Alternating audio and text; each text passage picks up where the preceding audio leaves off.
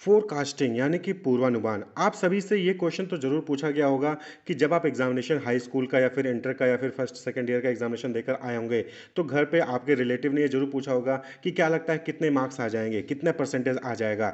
तो आप क्या करते हो, आप जो है अपनी परफॉर्मेंस के बेसिस पे जो आपने एग्जामिनेशन दिया है, क्वेश्चन जो आए थे उसके बेसिस पे या फिर प्रीवियस जो भी आपके मार्क्स आए थे उसके बेसिस पे आप एक जो है अंदाज़ा बता देते हो कि हाँ 70 to 80%, 80 to 90% मार्क्स आ जाएँगे। क्लियर? तो इसी को क्या कहते हैं? फोरकास्टिंग कहते हैं। यानी कि आप प्रिडिक्ट कर रहे हो फ्यूचर में कि कितने मार्क्स आ सकते हैं। तो forecasting is the process of predicting future events and trends by analyzing past and present data to inform decision making. तो फोरकास्टिंग में क्या होता है कि यहाँ पर प्रिडिक्ट किया जाता है, यानी कि यहाँ पर क्या होता है कि यहाँ पर भविष्यवाणी की जाती है कि फ्यूचर में क्या हो सकता है। क्लियर? और ये प्रिडिक्शन किस बेसिस पे होता है?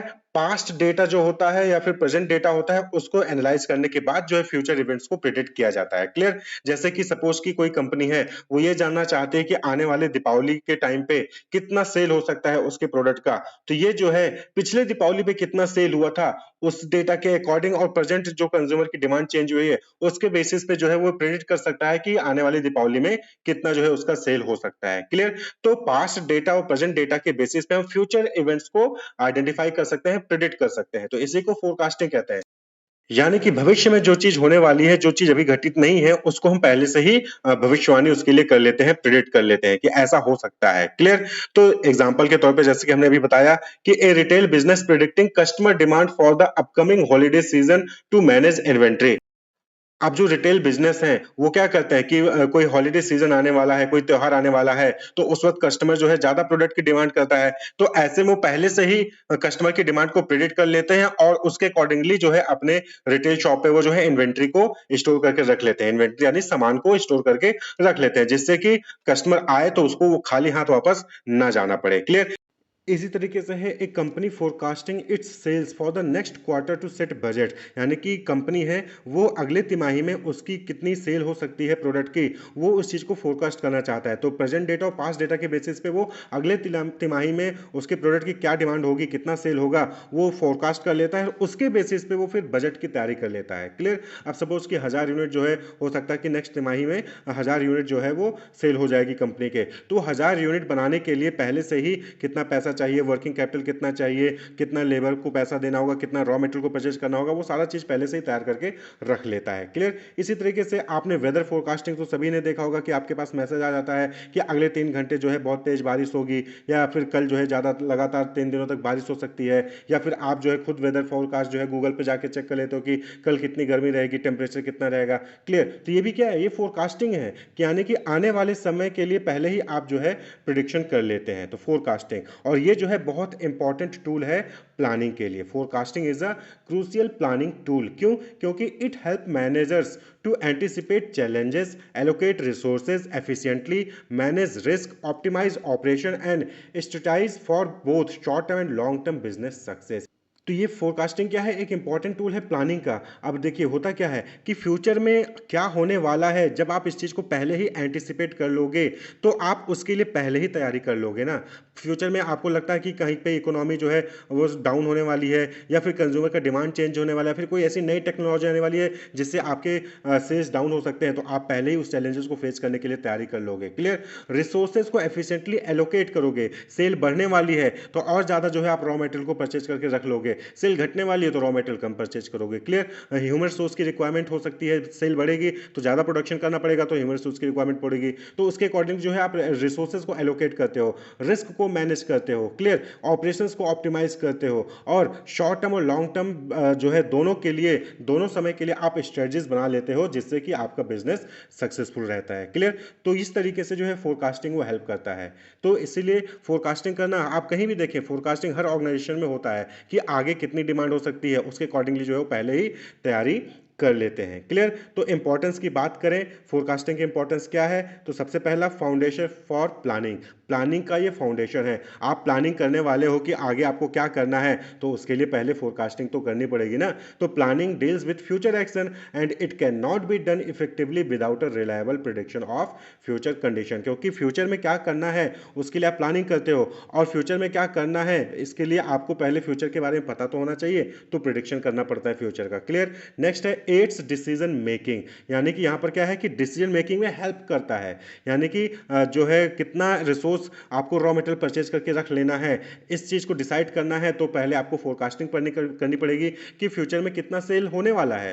फ्यूचर में आपको एक एस्टिमेटेड पता चल जाएगा कि हाँ 1 लाख यूनिट आपके प्रोडक्ट सेल होने वाले हैं, तो आप उसके लिए 1 लाख यूनिट बनाने के लिए जो भी रॉ मटेरियल की रिक्वायरमेंट है आप उसको पहले ही अरेंज करके रख लोगे, तो डिसीजन मेकिंग में हेल्प करता है। क्लियर? तो इन्फॉर्म डिसीजन मेकिंग में ये हेल्पफुल है। फोरकास्ट कर लोगे, उसके अकॉर्डिंगली जो है आप डिसाइड कर पाओगे कि कितना रिसोर्स की रिक्वायरमेंट है, कितना पैसे की रिक्वायरमेंट है, कितना रॉ मटेरियल की रिक्वायरमेंट है, कौन सी मशीनरी की रिक्वायरमेंट हो सकती है, सारी चीजें आप जो है उससे रिलेटेड डिसीजन मेकिंग कर सकते हैं। नेक्स्ट है ऑप्टिमाइजेस रिसोर्स एलोकेशन, यानी कि रिसोर्स को सही तरीके से सही जगह पे एलोकेट करने में जो है फोरकास्टिंग हेल्पफुल होता है। बाय प्रिडिक्टिंग फ्यूचर डिमांड और financial need, A company can efficiently allocate it's resources including budget, personal and inventory. तो कितनी रिक्वायरमेंट हो सकती है फ्यूचर में, कितनी डिमांड होगी प्रोडक्ट की, कितने पैसे की रिक्वायरमेंट होगी फ्यूचर में, इस चीज को जब पहले से ही प्रिडिक्ट कर लिया जाता है तो उसके अकॉर्डिंगली जो है जो भी रिसोर्सेज है ऑर्गेनाइजेशन के उसको सही जगह पर एलोकेट किया जाता है। कितना पैसा रॉ मटेरियल की रहेगा, इतना पैसा जो है एम्प्लॉय को सैलरी देने के लिए रहेगा, इतना पैसा लेबर को वेजेस देने के लिए रहेगा, इतना पैसा,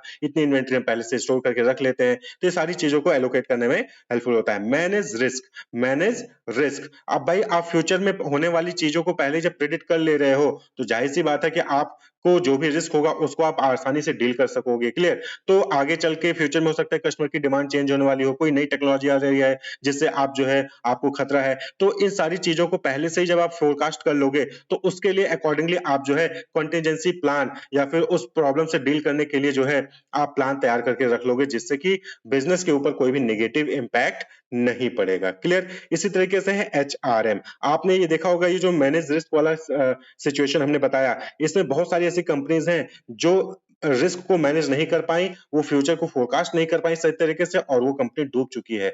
नोकिया का आप देख सकते हैं कि नोकिया कितनी बड़ी जो है ब्रांड थी मार्केट में, लेकिन एंड्रॉइड फोन और एंड्रॉइड के मार्केट में आने से नोकिया को बहुत बड़ा लॉस हुआ और वो जो है मार्केट को कॉम्पीट नहीं कर पाए। तो कहीं ना कहीं फोरकास्टिंग कहीं ना कहीं समझ लीजिए उनका पुअर था, वो रिस्क को मैनेज नहीं कर पाए जो एंड्रॉइड की वजह से रिस्क आया उनके फोन्स पर। क्लियर? इसी तरीके से एचआरएम यानी ह्यूमन सोर्स मैनेजमेंट में भी जो है फोरकास्टिंग हेल्पफुल होता है कि आगे चल के आपको कितने मैन पावर की रिक्वायरमेंट है, कहाँ कहाँ पोजीशन जो है वैकेंट हो सकती है, भाई कौन रिटायरमेंट होने वाला है, कौन रिटायर होने वाला है, कौन छोड़ के जाने वाला है। जब आप ये सारी चीजों को आइडिया रखोगे तो उसके अकॉर्डिंगली प्लान कर लोगे ना, पता चला कि क्रूशियल टाइम है या फिर कह लीजिए कि सीजन का टाइम है, तो उस टाइम पे कोई इंप्लॉय छोड़ के चला गया तो आपकी प्रोडक्शन रुक सकती है, आपका जो सेल है वो रुक सकता है। तो इसलिए पहले से ही अकॉर्डिंगली जो है वहां पर उस चीजों को मैनेज करना पड़ता है।